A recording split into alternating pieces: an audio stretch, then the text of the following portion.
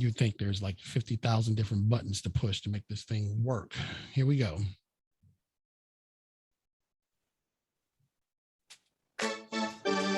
Our sponsors help us reach people from city to city, coast to coast, and around the world. Our gold sponsors, Michelle Perry. She is the host of the Successful Diligence podcast and best-selling author of The Pebble in My Shoe. You can connect with Michelle and get a copy of her book at successfuldiligence.com. Paula Cousson has dedicated her life volunteering in community youth programs such as the Young Marines. Paula believes that the greatest asset each young person has is at least one caring adult in their life. Donald Lamb is a gold sponsor, and he and his wife have happily been married for over 35 years. He is the proud father of one daughter and 3 sons. Donald honorably served his country over 22 years in the United States Army and retired with distinction. Active in his community, Donald is also the owner and operator of Mama's Boy Event Planning and Coordinating Services. Connect with Donald at facebook.com/Mama's Boy Events Coordinating. Our platinum sponsors, Gregory Smith. He is the author of 100 Simple Ways How to Manage a Property and Evidence Room. Get your copy today by reaching out to Gregory Smith on Facebook or email him at smithg1963@yahoo.com. Adrian Barker is the host of the Adrian Barker Speaks podcast, a life coach and CEO of Professional Global Etiquette. Please connect with her at professionalglobaletiquette.com. Mr. Mike Black from New Bern, North Carolina. He helps men throughout Eastern Carolina lead a faith-filled life. He is a compassionate leader in his church, a devoted husband and father. Dr. Nate Dunlap Jr. is the executive director of the PRF Institute. He is the author of What's Next, Preparing for Eternity, and Don't Leave Me Like This, Inspiration to Leave a Legacy. As a 501c3 nonprofit organization, the PRF Institute is blessed to be that premier stewardship-based teaching ministry that truly responds to the needs of families and communities around the country. Find Dr. Dunlap and his amazing team at prfinstitute.org. Poet Katrina McCain is the author of Because She Decided to Love. This is a collection of poetry and prose about love and its impact on every relationship. This raw, uncut poetry book addresses the themes of how we experience love through loss, hurt, pain, grief, and passion. Get your copy of her book today at poetkatrina.mccain.com. If you would like to become a sponsor of Impact Your Life 24/7, it's very simple.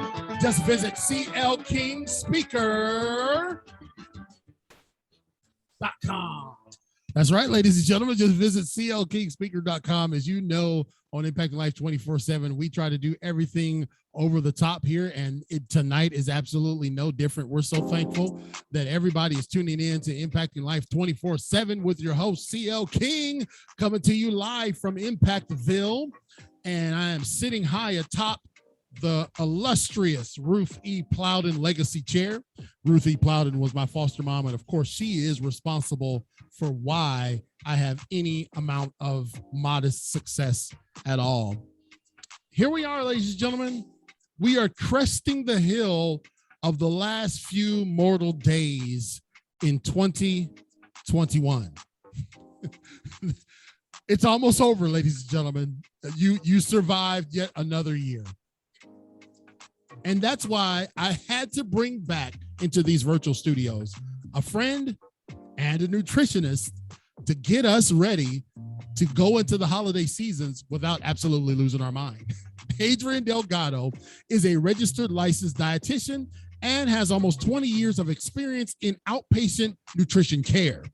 Adrian's passion includes helping her patients have a positive relationship with food. Imagine a relationship with food, improving energy levels and empowering her clients to live their best life.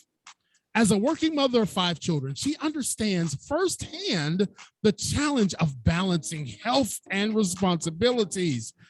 Adrian's specialty involves teaching clients how to create new habits, which include mindful eating tips and techniques, and root work, a unique program designed to figure out why we over-desire food and how to create healthier habits. I brought her back here, ladies and gentlemen, because she's going to help us create a healthier holiday season.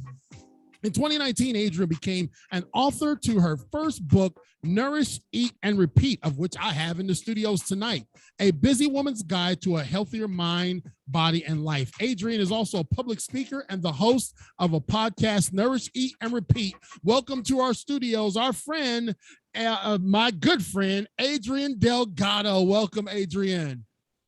Thank you so much. I'm so excited to be here tonight. We got a fun topic.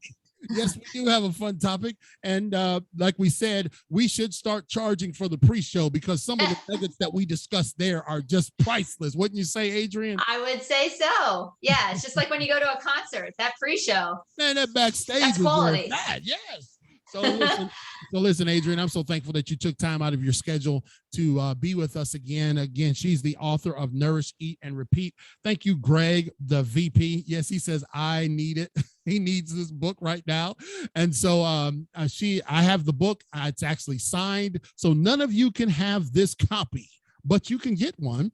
And so Adrian, before we get started, tell people how they can contact you, how they can get up with you, how they can connect with you, where they can get the book, and give us all the information where people can find you. Go ahead. Yeah, so a great place to start is our website, which is bodymetricshealth.com. That's the company that I own, and it has all great resources for you. The book is available on the website as well as Amazon. Wherever it's easy for you to get it, just go grab a copy. And then I also have a podcast called Nourish, Eat, Repeat. So if you want more nutrition information, you can always access that for free. It's available. It comes out every week. So just really love to help people navigate their way through what can be a very confusing and challenging world. It can be a very confusing and challenging world. And I totally agree with you, especially when you're trying to navigate multiple things. And just like I was a few minutes late tonight getting on the show because I just could not figure out how to navigate 17,000 screens that I have to do. I got this huge, gigantic monstrosity of a screen over here. And then I got the screen here. Then I got the cameras here. And I'm just like, wait a minute, that is not supposed to be over there. And I was just losing it, ladies and gentlemen. It was almost a disaster. But Adrian kept her cool and we were able to get her on. So yeah. And you know what I'm excited about, Adrian? I'm excited because I get to kind of go on vacation after a few more episodes because we've been at this full blown since 2019, and we just celebrated our 200th episode, Adrian, a couple weeks ago. Congratulations! That's no easy feat. Yes, 200. That's 200 introductions. That's 200 miscues. That's 200 mispronounced names. I'm held responsible for, but we're thankful for our team, and that's why we can make this happen. So the website is, see, I wrote it down wrong, bodymetricshealth.com, right? That's right. Yeah. Okay. So yeah. And you can get the book, you can get a copy of the book there too? Absolutely. Yep. I want everybody to get ready to nourish, eat, and repeat. Okay, everybody say that with me. Type that in the chat box, nourish, eat, and repeat. Because tonight I told Adrian when we had her on before, because she did such a fantastic job, because she did a surgical job of helping us understand how you can balance life and eating, which is kind of, you need both of those. You really need eating to continue life. I said, Adrian, we got to have you back, and we need to have you back at a pivotal time in American history. And that pivotal time is right now, entering into the holiday season. And so I asked Adrian we need to think about this, okay? I told you that we were going to talk about quite a few things. We're going to weave some different topics together. But let's first get a little bit about you, Adrian. Tell us about Adrian Delgado, how you grew up, where you grew up, things about you that we may not know, and give us a little bit of a background. Introduce yourself to our audience again. All right. Well, yeah, happy to do so. So, like you said, I'm a registered dietitian. I own an outpatient practice with my husband. So, you want to talk about challenging. That can be a whole other episode, how to run a business with your spouse. But no, we're just thrilled to be able to work together and, really impact our community. We have 5 children. So my oldest just got his permit. So pray for me all. we actually hit another vehicle today. It was our own vehicle, but he was backing out of the driveway and hit the van. I was like, oh, okay. Oh, joy, right? Oh boy, here we go. He's like, why didn't you tell me the van was there? I'm like, I really didn't think I had to tell you a big vehicle was, right. in the driveway. But yeah, no, we're having a great time. We live in Pennsylvania. We're right outside Philadelphia. So we're enjoying the cold temperatures right now. I say that sarcastically. Right. Yeah, we're just, actually our huge news is we're getting ready to open our second location for our business. So hopefully first week in December, we should be opening our doors, and we'll have 2 locations now. So that is where all of our hard work and attention is going right now. That is so awesome. Again, Adrianne Delgado, she is a guest and friend of ours. I told her she was going to be our resident dietitian, so that when we started drifting a little bit to the left of right eating, I said, Adrianne, we're going to bring you back to help us get back to center. And so tell us where that location is, and do you want to share that with the folks? Sure, I can. So we have our first location is in Limerick, Pennsylvania, and our second location will be in Royersford, Pennsylvania. So they're not too far away from each other, but we'll be able to serve more people and make an impact. So that's what we're all about, being right in our community, right within our school district, helping our kids, their families, our teachers, the staff. We just want to come alongside and be helpful. Right. And, we're so thankful that you're doing that. This is why, again, ladies and gentlemen, we consider what we have here. This is a cathedral of resources. This is an actual cathedral of resources, of which Greg is the pontiff. So, have you met Greg? Have you met our VP? Did we interview together with him? Only through written word, not live or anything like that. A Superman. He's my very best friend, business partner. We've never, listen to this, a best friend and business partner, and we've never fought about money one time. That's just an amazing person. We're going to see the Carolina Panthers play this weekend. So go Panthers, right? Well, better than the Eagles. So the Eagles aren't doing too well right now, so I can't really say much. Better than the Eagles, for sure. And so let's look at when I asked you, and I put a lot of pressure on Adrianne, because she's open in 2 locations. She's got a full-time family. She's got everything she's juggling. And I said, oh, Adrianne, here's what I want you to do for me tonight. I want you to give me 5 strategies for how somebody can healthily navigate through the Thanksgiving, and we can carry that on over to Christmas. And she's going to give me strategy number 1 in a second, but I want to let you guys know that we were going to give out some information tonight for you. America's top most fattening holidays. And if you guys are looking in the chat, and you may want to think about this now, the America's most 10 fattening holidays, take a guess what number 10 is. And I'm going to put Adrianne on the spot and see if she can guess what the 10th most fattening holiday would be. Oh dear.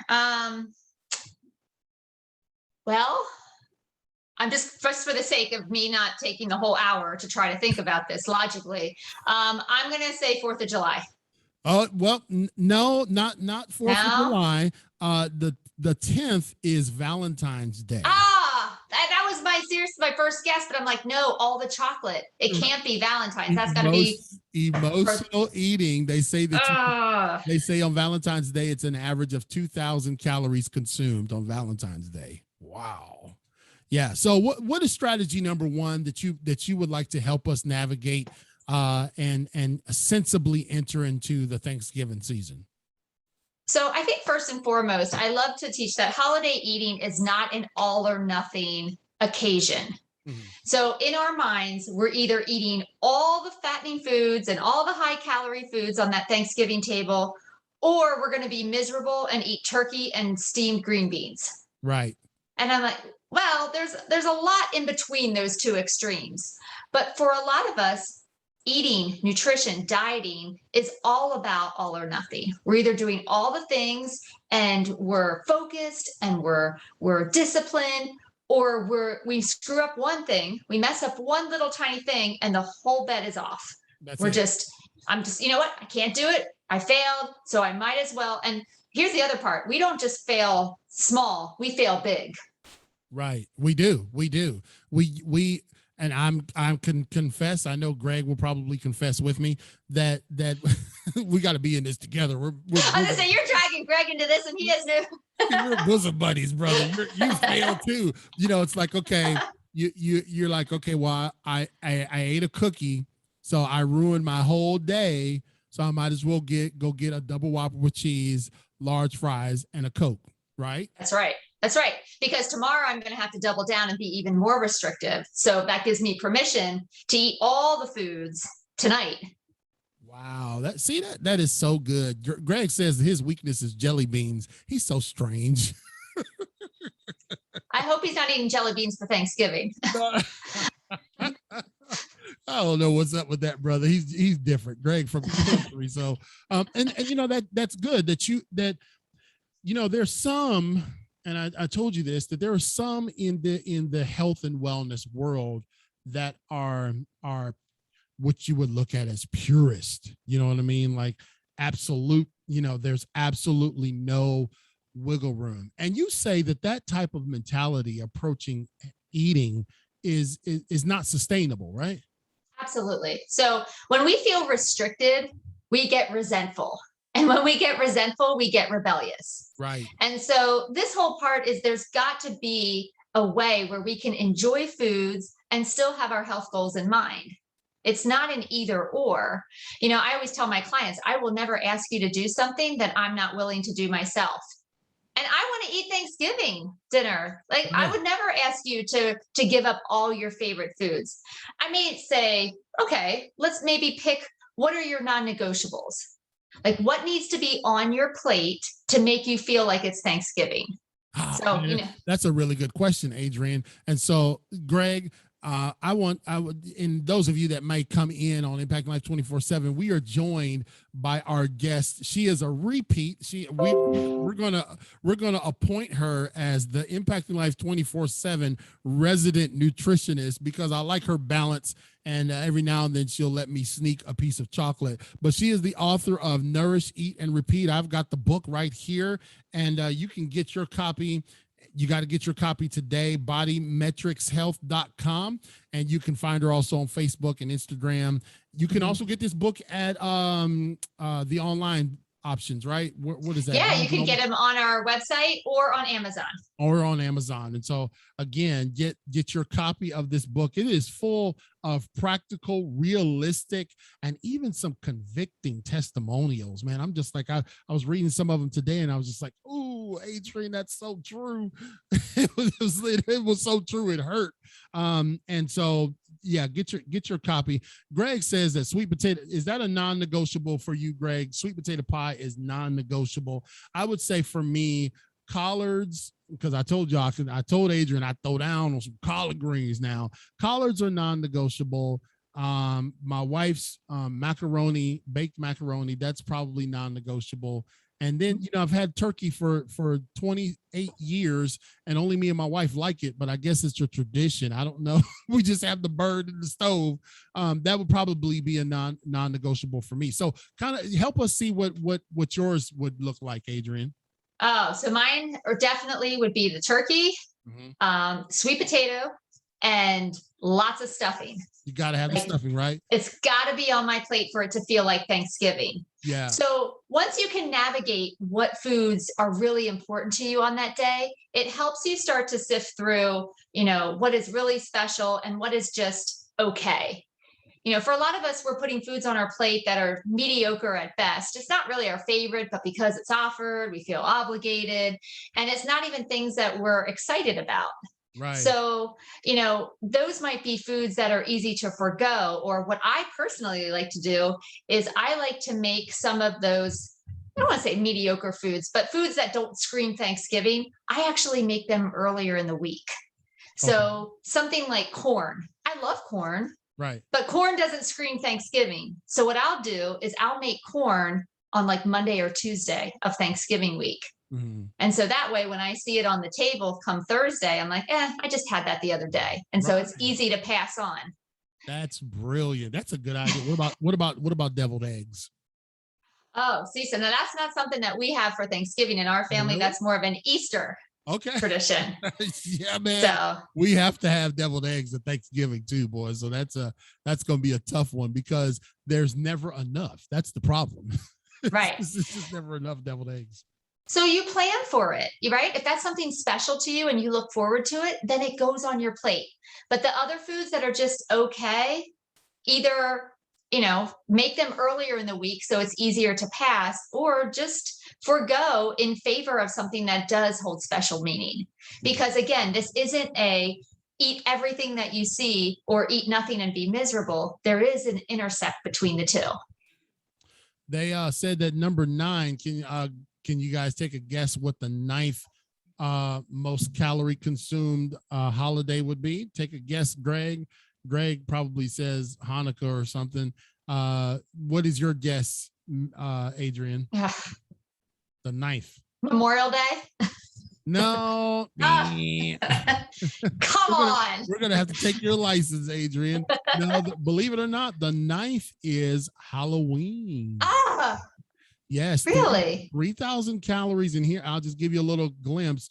Sample intake: pumpkin spice latte, fun size Milky Way, Snickers, Musketeers, Butterfingers, Twix, Nestle Crunches, and they list the calories of all of these: candy, apples, spiked punch, decorative cupcakes. And so they go way down, and each one of those lists out the calorie intakes, and it's like, wow, I didn't even realize that. But again, that's an example of we look at these days on the calendar, and we may not really even understand that we have an uptick in consumption because it's like, okay, that's just what you're supposed to do. So you gave us one example, you gave us one strategy, and I'm so thankful that you again are joining us in our virtual studios. And that strategy was, it's not an all or nothing proposition. That's right. Don't be so ridiculous and restrict yourself, like she said, to boiled turkey and steamed green beans. Or don't invite me if that's what you're making, because I'm not coming. I don't know how you'd boil a turkey, but I'm sure somebody's out there doing it. So what will be your second strategy, Adrian? So one thing that I always do like to do before I even start grabbing my plate and loading it up is I do like to survey the table first and foremost, right? Because we want to go in with a plan, right? Left to our own devices, left to a whim, we're never going to make great choices. Because remember, we talked about this the last time, that part of our brain, that always makes decisions based on pain avoidance and immediate gratification will always answer first. And so having your health goals in mind isn't going to be first and foremost when you're sitting there with a bunch of food laid out in front of you. So I always like to do a quick survey of the foods offered. I like to think about, what is important? Where do I want to put it on my plate?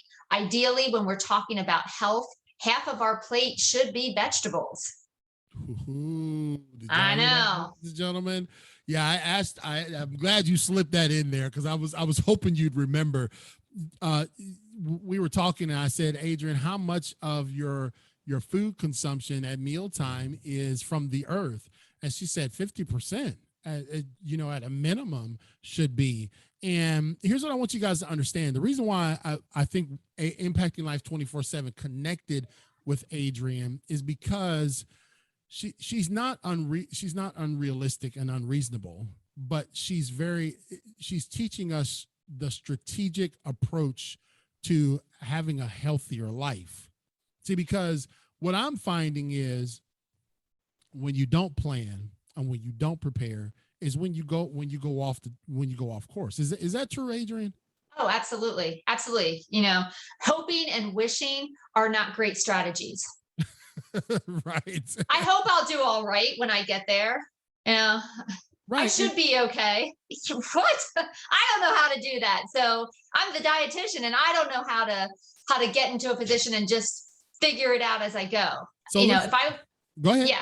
No, as I say, if I want it to work out, then I have to create a plan so it will work out. See, and again, that's exactly what we teach. We teach young people this very thing in many of our coaching and trainings that we do, Adrian, and yet we neglect the thing that can give us length of days, and that is what we put in our mouth. So someone would say, they're hearing us tonight on Impacting Life 24/7 again with my guest, Adrianne Delgado. She is the author of Nourish, Eat, and Repeat, a busy woman's guide to a healthier mind, body, and life. And you can get a copy of her book at bodymetricshealth.com. It's in the chat. It'll be for those listening on our podcast. It'll be in the show notes, of course, with the link to it. And if you can't find her there, or if you want to go to another place, you can always go to Amazon, but you may not get the autographed copy like I got. So somebody's listening to you, Adrian, and they're like, okay, well, that's nice. You're talking about being strategic and planning, but I'm a this, fill in the blank, right? We can just fill in the blank, because the blank is the excuse. Oh. Right. The blank is the excuse. Well, I hear Adrian, and her husband's there and they got a beautiful family and blah, blah, blah, but I have blank. So what the subchapter or the subtitle says, a busy woman's guide to a healthier mind, body, and soul. So you have taken into account busyness, right? Oh, yeah. I am you. I may have written a book, but my life is no different than anyone reading that book.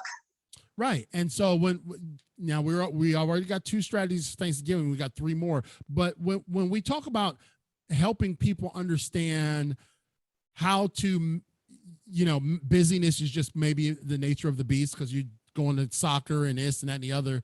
What is something that, okay, let's say I'm starting on day 1. And Adrian Delgado is going to coach me. I'm busy. I'm all over the place. What's an immediate thing that I can begin to do or start to do or look to do that I could see some kind of instant results? Oh, well, one of the things that I love to teach clients is how to identify and honor hunger and fullness. Ooh, how to identify and honor hunger and fullness. I should make that into a speech. That's powerful. Go ahead, elaborate. Yeah. So for so many of us, we think we're hungry because the thought of food pops into our mind, right? Or we watch a commercial and I'm hungry. But physical hunger truly does come from the stomach region, or sometimes it presents itself from the head. So common physical hunger signals are a growling stomach, a nauseous pit, a hollow feeling. Some people get lightheaded, dizzy, trouble concentrating, irritable, hangry, headaches, shaky. These are all physical signs of low blood sugar, which translates into physical hunger. But for a lot of us, we're eating for reasons other than physical hunger. We're eating for emotional hunger. We're eating because we're aggravated or agitated or angry or stressed out. A lot of times, emotional hunger will present itself as a rattling in the chest. It's an emotion that needs to escape, that needs to be dealt with. But for a lot of us, anytime we feel a sensation in the chest region, we automatically assume, because it's proximity to the stomach, that it must mean I'm hungry and therefore I'm going to eat. Because here's something powerful. When you eat, the rattling stops. That's why we do it. Right. We do it because it works. But if I can teach you how to identify true physical hunger versus emotional hunger, that's going to stop 50% of your overeating. 50%. I was hoping that was going to be the number. I got to get my emotions in check, ladies and gentlemen, because you know, anybody out there ever been in that situation? And I can kind of identify with what Adrian is talking about. Adrian Delgado, registered dietitian and resident Impacting Life 24/7. And we're going to keep her on staff here, Greg. Sometimes a thing will go wrong in life, adversity, right? And I ain't a bit more hungry than the man in the moon. But guess what I'm going to do? I'm gonna swing into Taco Bell, or I'm gonna get me a Whopper. Right, because I'm in an emotional state, and then I justify, well, I deserve this because this just happened, or I endured that, or somebody was mean to me, or somebody gave me a bad rating, or whatever the case may be. And we have got okay, so now I know I'm going way out my layman's skill set here, but how do we overcome the emotional piece? Teach us, can you give us a little peel back into that world, how you help people navigate that? Yeah, well, first and foremost, it's awareness. What are the thoughts that you have in that moment that need to be challenged?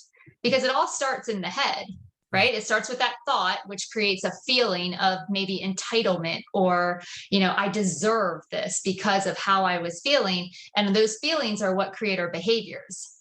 So, but it all originates. I told you I have root work. I want to get to the root of the problem. I don't want to put a Band-Aid on any of this. Yes. The root of the problem is the thought. I deserve this. So really being able to identify what are those thoughts that are triggering behaviors of eating in times of emotional hunger, that's the work that needs to be done. Once you can identify what that thought is, we can change the script and come up with another sentence that actually will be productive. Boy, y'all just go ahead and let me preach for 1 second with Adrian. I'm going to tell you that the Bible says, as a man thinketh in his heart, so is he. Boy, we got to get this mind under control. That's very, very powerful, Adrian. And I'm telling you, this is why we knew to bring her back for this season. Adrianne Delgado, Nourish, Eat, and Repeat. You're going to get nuggets like this and many more out of her book. And I'm blessed to have a copy of it. Greg, do you have a copy of her book? Because if you don't, I'll bring it during the football game, and we can look at some stuff to figure out how we can eat healthy at the football game. That's right. I'm sure he would love to miss part of the Panthers game so he can read my book. Yeah, right. He said, Greg asked a question, which is a good question. How about childhood memories? Dessert with every meal. Oh my goodness. Yeah. Like dessert was sweets and junk was always around. And that was a cultural thing too. That was just a part of the deal. When we talk about, though, understanding the thoughts and being able to say, okay, King, you're not eating because you're hungry. You're eating because you're mad, emotional, whatever. You're telling me and you're telling our audience that we can get 50% of our eating under control if just by identifying the type of eating that we're doing. Right. 50% of your overeating. Right. 50% of our overeating. Right. Because the emotional piece is probably the overeating piece, right? Right. Yeah. You're eating when you're not hungry. The other 50% comes from eating past fullness. And so I teach my clients how to identify fullness. Right. And then more importantly than identifying is honoring, because we know we're full, but we keep going. I'm not done eating this yet. I'm still going. I'm still having a party in my mouth. I'm not ready for this to end. And that's Thanksgiving all wrapped up in a bow. Honoring, honoring fullness. That's so powerful. There's so many parallels to that, though, y'all. There's some spiritualness going on to that too. But honoring fullness and not becoming a glutton. And Adrian and I were talking about that. Let me give you guys a couple more real quick. This is just kind of like the offshoot of what we did tonight. So I wanted to sound educated having Adrian come on the show. The number eighth most calorie consumed holiday.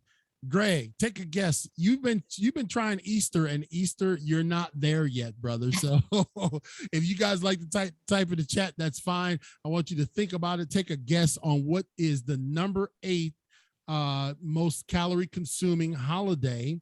And we're going to ask our registered dietitian to take a stab at it. What do you think? Do I get a clue? Is it one of the summer holidays? Because I'll back off. Nope, it's a winter holiday.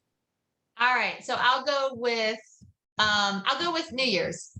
Exactly. Congratulations. Yes, New Year's Eve is 3,100 calories consumed. because of all of the parties and festivities and alcohol and appetizers. They talk about champagne and sugary cocktails, pigs in a blanket, crab cakes, caviar. Well, I can't mess around with no caviar. Stuffed mushrooms, sliders, pizza, rum balls, cheese and crackers, and so on. And so, yes, the number 8 most calorie consuming holiday is New Year's Eve. And again, think about it. Let's just pause, Adrian. Isn't New Year's Eve so full of emotion? Oh, well, you know what? New Year's Eve is all about hope. Yeah. Right? It's all about the hope for the upcoming year and what will be different. And so that elicits a lot of emotion. Yeah, man, that's powerful. Great. So let's get to the third strategy that you would give us, our listening audience, as well as our live audience tuning into Impact Life 24/7. Guess who is our guest? If you got any guest that ever comes on our show and say we don't promote, they have lost their mind, because you done heard about this book now probably 7 or 8 times. You're going to hear it 7 or 8 more. This is Nourish, Eat, and Repeat by our guest, Adrianne Delgado. She is a registered dietitian. She has got 2 flourishing businesses up there in Pennsylvania and got a beautiful family of 5 children and a husband. And so you can get your copy of this book at bodymetricshealth.com. What's strategy number 3? All right. So now we're going to move into the real practical stuff. Here's where we get laser focused. Yes. How am I going to help you navigate your way through this holiday? All right. So number 3 is pick a lane. All right. When I say pick a lane, because like you said, Thanksgiving, you've already given us the punchline. It's the most caloric consumed holiday that there is. Right. So one of the ways we can make it healthier is to reduce some of those calories to make it more manageable, right? So number 3 is pick a lane: appetizers, drinks, or desserts, but not all 3. Pick a lane, Greg: appetizers, drinks, or desserts, but not all 3. Right. So again, this kind of ties into that number 1, all or nothing. We're either doing all the things, all the foods that we can think of, or we're doing none of them. I don't know if that's necessarily true. So what means more to you on this holiday? Now, for you, you've already mentioned your deviled eggs. So I don't know. For you, maybe appetizers is the way you want to go. For our family, we don't do appetizers on Thanksgiving. Like the whole effort, the whole, thought is about the meal itself. So we don't waste time on all those fillers, because we want to go straight to the main event. Right.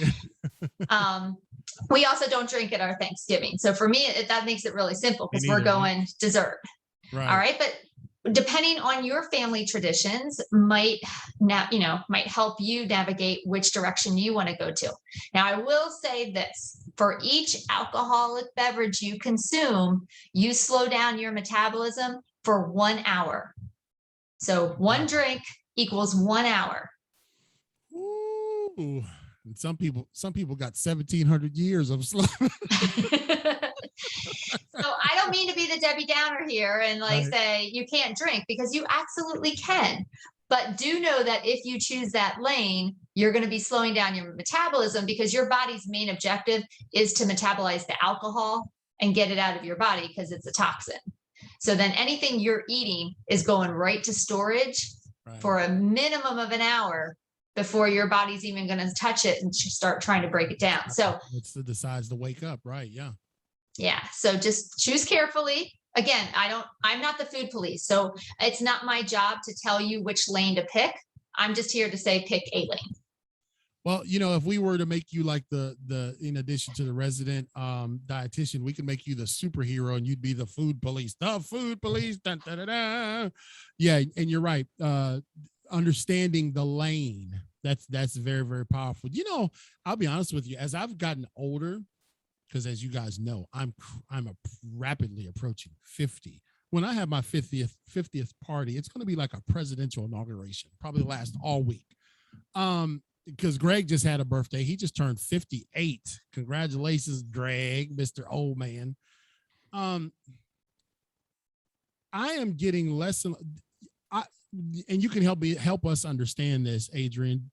I am less inclined to eat sweets as much as I was when I was younger. Is that a thing? Do your taste change as you get older? They do. They do. I wouldn't say that's true for everybody.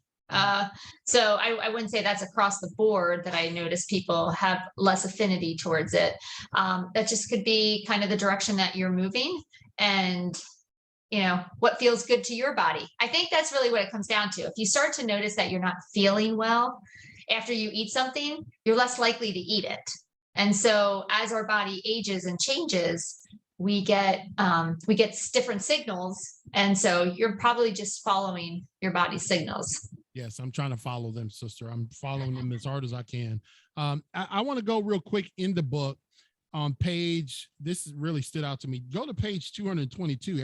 Everybody out there, turn to page 222 in Nourish, Eat, and Repeat by Adrianne Delgado. And she gives some really interesting points. I'd like for you to go through these, give me these in rapid succession from the bottom of 222 to the top of 225, 223, those bullets there. Adrian, read those for us real quick. All right. So Americans throw away $165 billion of food each year. 40% of food is wasted every year in the United States. Okay. Oh, you said rapid. I know, sorry. I know, but we always got to let it ruminate for a moment. 40% of food is wasted in the U.S. every year. Go. Yeah. 35 million tons of food is wasted in the United States each year. The average American household throws away $2,200 of food each year. Now, help me, ladies and gentlemen, think about this. Okay. I ain't trying to play on y'all emotions, but man, just think about all them hungry people out there. I saw them in Houston, homeless, hungry folks, and we throw away $2,200 of food annually. That is absolutely amazing. Next point, Adrian. Yeah, the average American throws away 300 pounds of food per year. 20% of food the average American buys is never eaten. Whoa, I would probably, yeah, you're right. And I'd probably say when you try to go the healthy week, if you don't eat it up quick, that number probably rises. And you know what I mean? That's a really interesting percentage. What's the next one? 90% of food is thrown away too soon. Food waste in America has grown by 204% since 1960 and 50% since 1990. Last one. Reducing food waste by just 15% would be enough to feed more than 25 million Americans every year. That's in the book, ladies and gentlemen. Nourish, Eat, and Repeat. She really, but when I read that, I was just like, wow, we need to. There is so much to understanding our relationship with food, the value of food, right? Not just that it keeps you alive, but the value of food. And sometimes, I get a little uneasy. I go and I look in that refrigerator and there's stuff growing on it. You know what I mean? I'm just like, we paid all this money for this stuff, and we didn't utilize it. And part of it is because we instead of eating the stuff that we buy, which requires us to cook it and prepare it, what do we do, Adrian? Tell us. We go out to eat. Yeah. And so every night that you don't prepare that food that you bought, that you spent 20% more because food's going through the roof now, and you had to swing into Chick-fil-A or Popeyes or Bojangles. And then you go back and you're just like, well, wow, I'm less healthy and I've wasted money. Wasted money, yeah, and wasted food. Yeah. And so, I know in my family, just because, again, larger family, I go to the grocery store about every 4 to 5 days because my family eats everything I buy the first day. And then I try to make them, live on scraps for 3 more days till I fill it up again. Right. But for me, because I go to the grocery store so frequently, I don't necessarily put my meat in the freezer. And I do that on purpose so that we eat what I buy. Ooh, that's good. That's powerful. The expiration dates. And listen, ladies and gentlemen, y'all do what you want.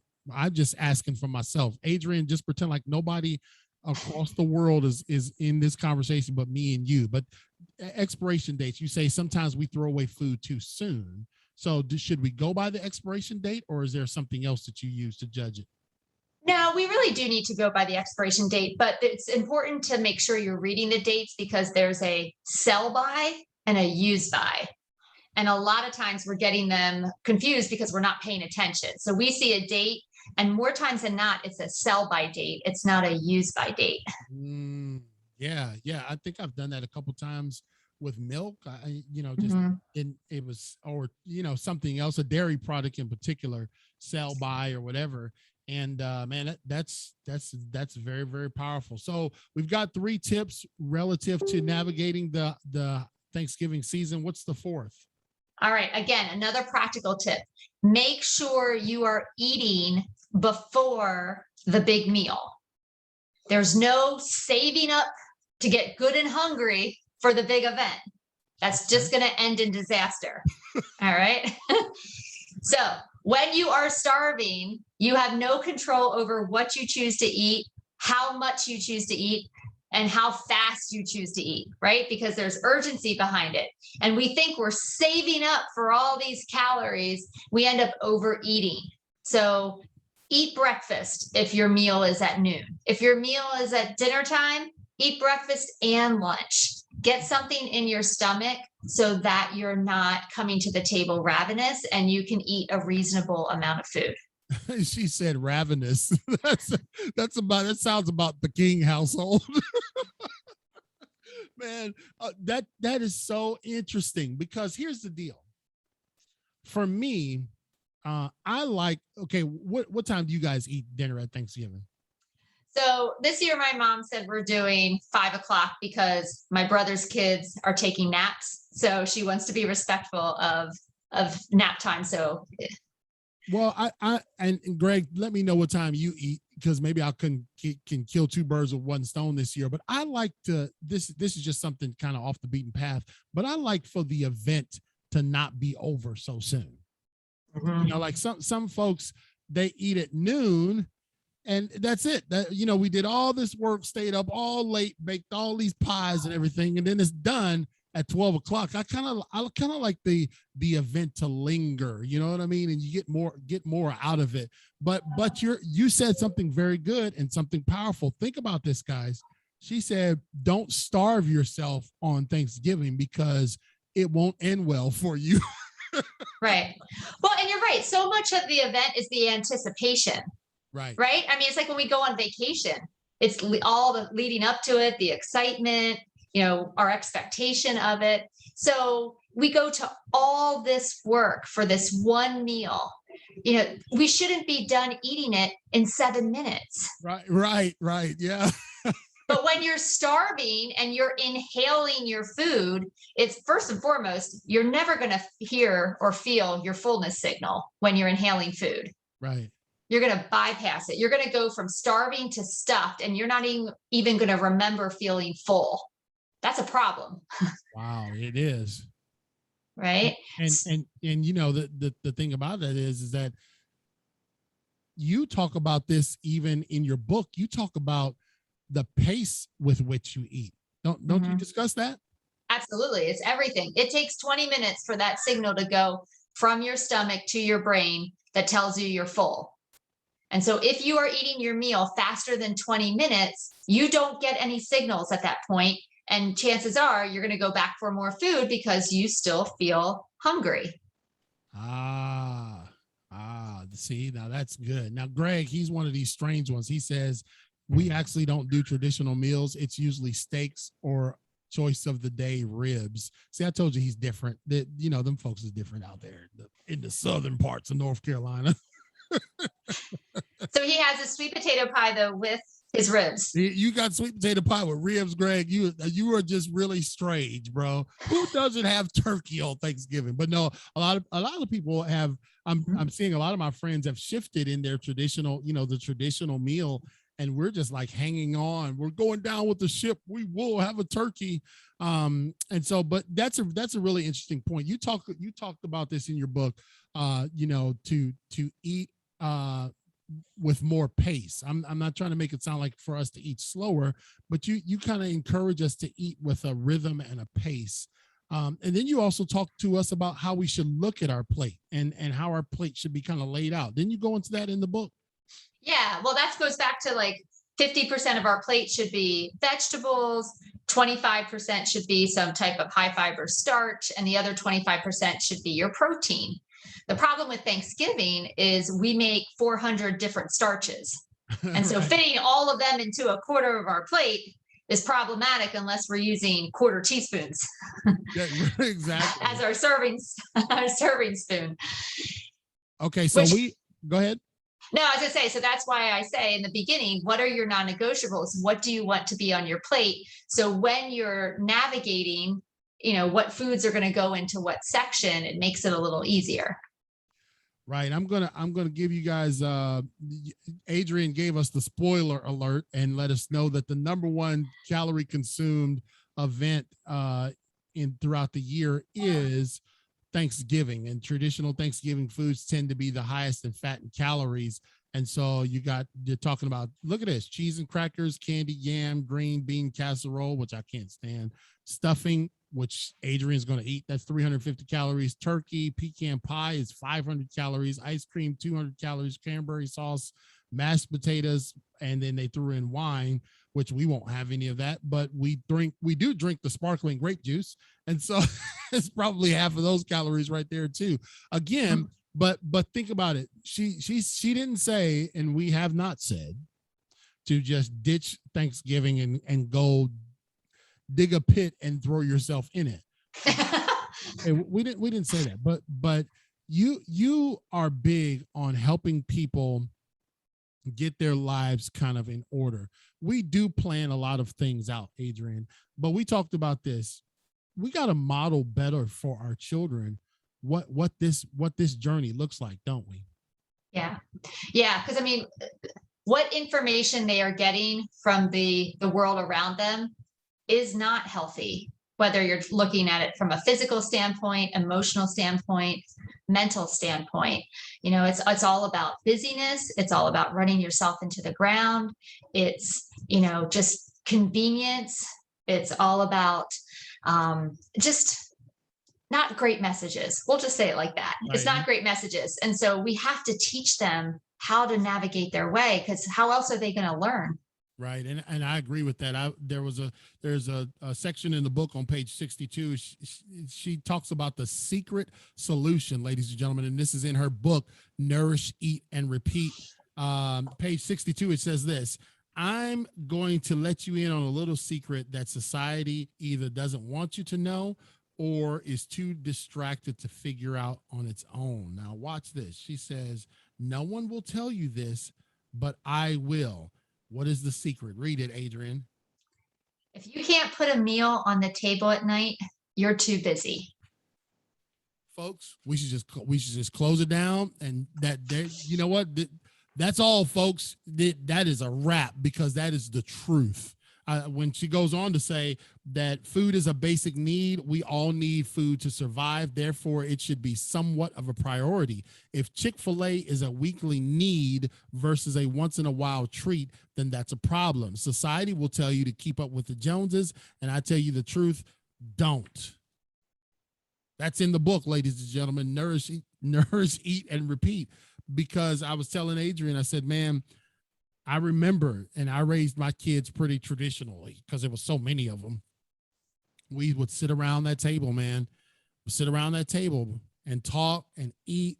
And sometimes dinner time would last well into, the night, just us there having a good time and fellowshipping with one another. But also the meal was prepared. Mm-hmm. So we had a little more control over the nutrition of our children. And I asked this to Adrian, because she's got 5 kids, and how she manages that, because her kids go to public school and they see their kids, maybe the other kids eating this, and Adrian's like, well, okay, so explain that conversation. How do you explain that to your kids, and how have they adopted with that? Yeah, I mean, again, I don't want it to come across that we don't have any challenges and like my kids are just all avid salad eaters, because they're not. And I talk about that in the book, like, what do you do when your kids won't eat the dinner you prepared, or they're whining about the dinner you prepared? But for us, it's one of our, almost like a core value. This is what we believe in. This is our lifestyle. We have a garden. They're expected to help. We just want to model to them what it looks like to take care of their bodies in a responsible way. So eventually when they move out, right? They move out. Tell me they move out, right? I don't know. So I'm riding the gravy train right now. So God bless you. I hope yours do too. Right? Like, I want them to be productive members of society. I want them to be able to take care of their health. Listen, insurance, I don't know what's going to happen with health insurance. It seems to be increasing every single year with little, less coverage than the previous year. Right. And it is our duty to take care of ourselves so we can take care of others. And so that is what we're trying to teach them. Like, it's not about, it's a responsibility to yourself, but the bigger picture is a responsibility to those around us.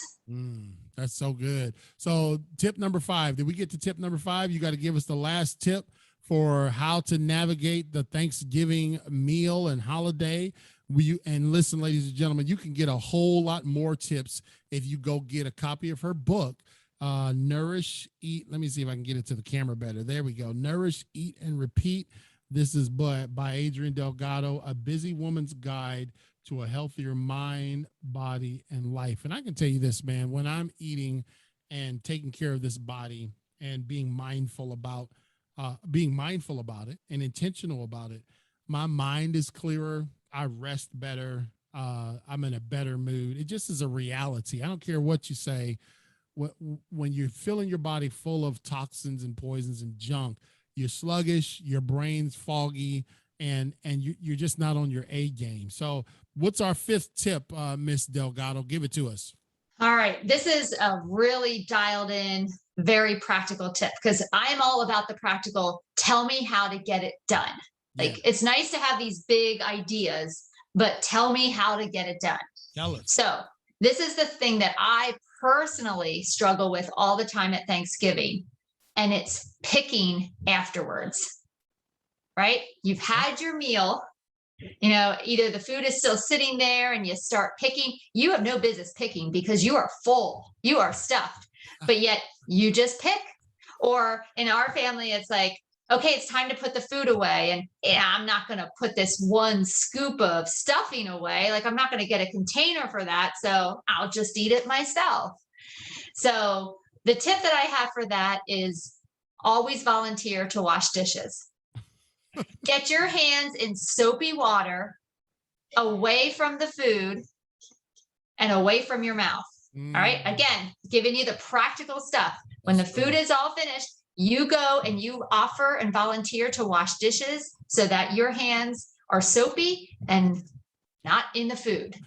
That is so good. I've never thought about it that way, ladies and gentlemen, but that's so true. Think about it. How many times we spend, after we wake up from our coma, from what is that in Turkey? Tryptophan? Is that what that is? Okay, let's just talk about that right now. Is that a myth? It is. Well, tryptophan does make you sleepy, but let's be honest, nobody is eating the volume of turkey necessary to evoke a tryptophan response. Okay. It is all the carbohydrates that you just ate, and your insulin is crashing down.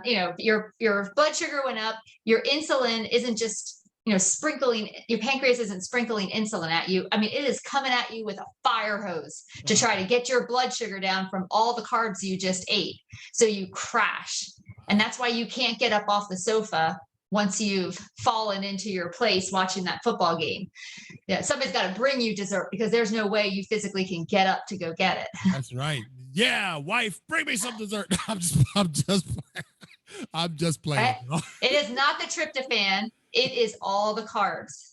See, again, we bring experts on this show to dispel all these myths. Wow, what a new revelation, ladies and gentlemen. It's not, we can't always blame it on the turkey. See, listen, people eat turkey sandwiches all day long. People eat turkey sandwiches every week, and they're not falling asleep at their desk. So let's leave the poor turkey alone. Leave the poor turkey alone. Poor turkey. Okay, you're right, man. That's I see. I never thought of it that way. Okay, Adrian, listen, this was a great show. I mean, this was better than the first one, man. This is just absolutely engaging. And that's why we bring people back on this show, ladies and gentlemen. If you come back on our show, it's because you made a real impact, and we want to continue to share that. She is an expert, Greg. You're right. Adrianne Delgado does a great job. She's our resident nutritionist to help us get in shape and stay in shape and eat well and eat healthy. So give us a last word of encouragement, Adrian, before we let you go and get ready for your next venture, whatever that may be tonight. So I really think when it comes to this nutrition thing, especially when we're talking about a holiday, a food-centered holiday, rather than thinking like going back to the beginning, this all or nothing mentality, I want you to think about what would you like this meal to look like in terms of, enjoying your favorite foods, but also in terms of how can you feel really good about yourself come Friday morning? Because I promise you there is an intersect. All right. It's not, I'm either, eating everything or I'm meeting my health goal. I promise you there is a space in between, but you just got to think about it a little bit ahead of time. Don't try to figure it out in the moment. Take a moment ahead of time and think about what that could look like for you. Here's the thing. It's going to be different for every single person. Right. So that doesn't make your approach right and my approach wrong. It's just we're different, and that's okay. Let's not shame each other into thinking that one way is better than another, because things don't go well when we shame each other. That's right. That's very good. And again, this is why, ladies and gentlemen, we had her back for an encore appearance.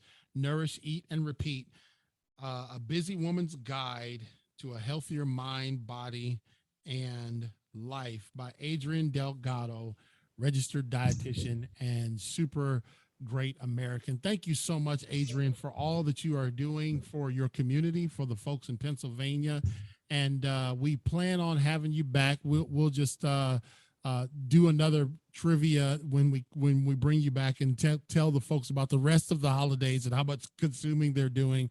But really, I just love the practicality that you always offer us, giving us some real strategies. I mean, like I can start doing some of this. I know how I'm going to approach Thanksgiving, and I may post it and tag you and show you how my Thanksgiving plate looks. How about that? Yeah, and I want to hear from your wife about how happy she is that you're doing the dishes afterwards. Yeah, that's right. She'll definitely listen to this part of the show. Like, yep, get in there and do them dishes, brother. That's right. That's right. Thank you so much for having me. It's always my pleasure. Thank you so much, Adrian, and we look forward to having you again in the future, okay? Sounds great. All right, God bless you. So everybody, that was Adrianne Delgado, and she is a registered dietitian, and she is really just giving us a practical, course. We really just went through a course almost of the strategies of how to navigate the Thanksgiving and Christmas holidays with enjoying them, but not becoming gluttonous in them, and using those as an excuse for why we can't get up off the couch. Now, we did find out tonight that the turkey is getting a bad rep. So the crash is not necessarily in the turkey. It is in all of the other things. So thank you so much, ladies and gentlemen. This is it for us. Tonight, that closes out our week. We head to Charlotte, and then we're really going to be throttling down. You'll probably see less shows of us throughout this season. And we're doing a couple different things, working on the book. We have some live events that we have to get done and obligations there, and just preparing, because listen, you get to the end of the show season, but when we're at the end, we're actually interviewing people for the next year, and we've already got people scheduled into January and February. So we're looking forward to that. Thank you, Greg and Katrina and Danny and everybody else, Mike, who helps make this show a success. Let's hear a word from our sponsors, and then I will wish everybody a good night. Every time you hear Impacting Life 24/7, it is brought to you in part by our amazing sponsors. Donald Skip Mondragon II, MD, is a platinum sponsor, and he is a 26-year Army veteran national veterans wrestling champion, a speaker, and author. He is the author of Wrestling Depression is Not for Wimps, Lessons Learned from an Amateur Wrestler's Fight to Triumph Over Depression. Contact him and book him today at wrestlingisnotforwimps.com. The Underdog Ninja Foundation are platinum sponsors. This was founded in 2020 by Javi and Jessica Madrigal, a husband and wife team that have been battling and overcoming heart disease for 18 years. Their personal story and experiences have led them to follow the calling of empowering, educating, and supporting those fighting heart disease. They have a remarkable platform and a dynamic story. Contact this amazing team at underdogninja.org. Belinda Tyson Linder has spent decades investing in people from all different backgrounds. She is a platinum sponsor. She has led inner city programs for disadvantaged youth, as well as being a mentor to young adults, married couples, individuals facing adversity. Belinda and her husband have built multiple 6- and 7-figure businesses and have trained leaders on having tenacity and character. Ultimately, Belinda cares about people. Bettina Carey is a platinum sponsor. Bettina Carey is a 4'9.5" Latina.